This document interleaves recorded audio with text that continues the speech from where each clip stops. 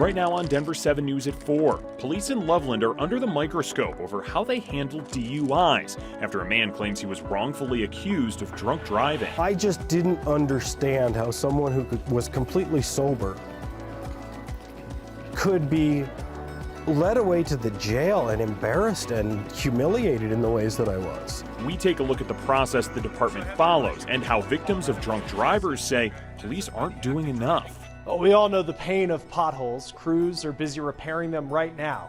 But we're looking into an effort to create concrete that could prevent those potholes from forming at all. And people who want to stay in their homes but may need the support a retirement community can offer are getting a new resource, the different type of support system that's growing nationwide. Plus, one of Denver's oldest theater companies might be gone for good. It's terribly sad, but I've been fighting it all my life. How 30 years of history is becoming yet another victim of city redevelopment. Thanks so much for joining us. I'm Jason Grenauer. There's another lawsuit against police in Loveland, this time claiming the police department has a history of wrongfully handing out DUIs. Today in court, a complaint was filed detailing nearly 20 instances where drivers were arrested. The problem, tests showed that they either had nothing in their system or next to nothing. Denver 7's Colette Bordelon went to Fort Collins today to meet the man behind that lawsuit. Colette? And Jason, his name is Harris Elias. He's a father, a pilot, and has been in Fort Collins for around 5 years now. This body camera video is from January of 2020 when he says he was driving home from a dinner party at his girlfriend's house. He was pulled over, arrested, and cited for driving drunk. But around 2 months later, the blood test showed there was nothing in his system. Now he wants to make sure police departments don't have any kind of incentives for certain arrests. It takes a lot to stand in integrity and say, hey, I made a mistake. And it's what I would expect from a 7-year-old, and it's what I expect from the chief of police. His lawyer doesn't think the city will want to settle the lawsuit because of how many cases there are, but they are looking for $1.5 million in damages for Elias. And more than that, want to see the department reformed. At 5, I'll show you what the police had to say at a press conference about drunk driving from earlier in the week. Live in the newsroom, Colette Bordelon, Denver 7. Colette, thank you. Governor Jared Polis is backing new bills aimed at combating climate change and improving the air quality in Colorado.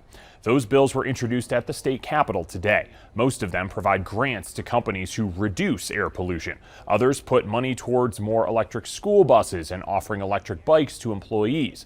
Another bill would let you ride for free on RTD during the month of August. No fares at all. It's to encourage more use of public transportation.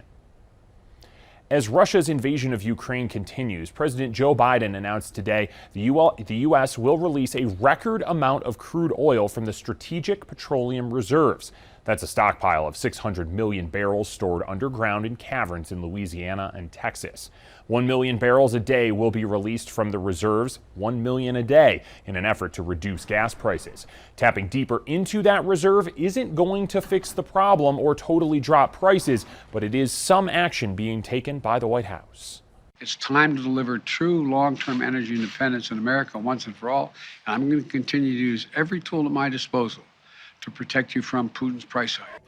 One of those tools, the president also announced plans to use the Defense Production Act to try to move our country towards energy independence. Well, if it feels like you're running out of money faster, the numbers back it up. The news feed starts with the key inflation gauge hitting its highest year-over-year rise since January 1982.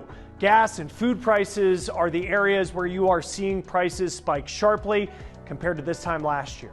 Home prices are also hitting historic highs. Realtor.com says for the first time ever, the national median price for a home is $405,000. Experts say the number is so high that it could finally mean a drop with so many people who are just being priced out of the market. Well, the numbers we're getting from the government on unemployment could be telling a story.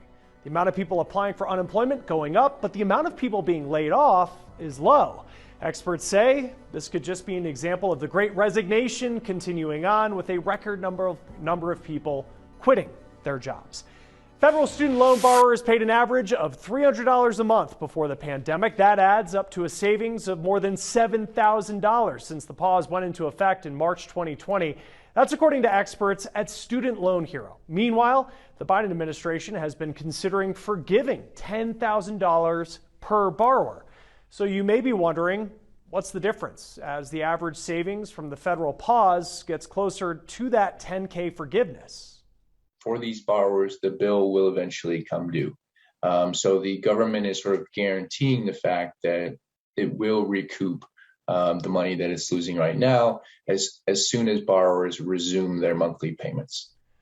Now that is slated to happen May 1st, but the Biden administration has another factor to consider this time around on whether the pause should be extended for a fifth time. Millions of borrowers now have a new loan provider, and that transition hasn't been exactly smooth. Legally, borrowers should get a total of 6 notifications from either their provider or the education department about payments starting back up. But reports from NPR and Politico say this has not been happening. Meanwhile, 2 bills introduced in Congress could also decide what happens. One would put a ban on future pauses and possibly open the door to that $10,000 in forgiveness. The other would extend the pause until 2023. But experts say one of those options is more beneficial for those who are not borrowers. Certainly, that's one of the arguments for ending this moratorium sooner rather than later, is so that the taxpayer is not as affected as they would be under a mass student loan forgiveness plan. But no matter what happens on May 1st, Student Loan Hero says, make sure you're prepared. Consider contacting your servicer now to establish a payment plan that fits your budget. Our call center lines are open right now. These folks are standing by to take your donations to the Feed Colorado food drive. Your generosity up to this point will help put food on tables across Colorado through Meals on Wheels and the City Harvest Food Bank. But the CEO of ARC Thrift Stores told me earlier that food insecurity is an issue year-round. As we continue with our Feed Colorado drive, the need for food out there, tell me about what it's like in our state. Yeah, there is an even greater need for food this time of year.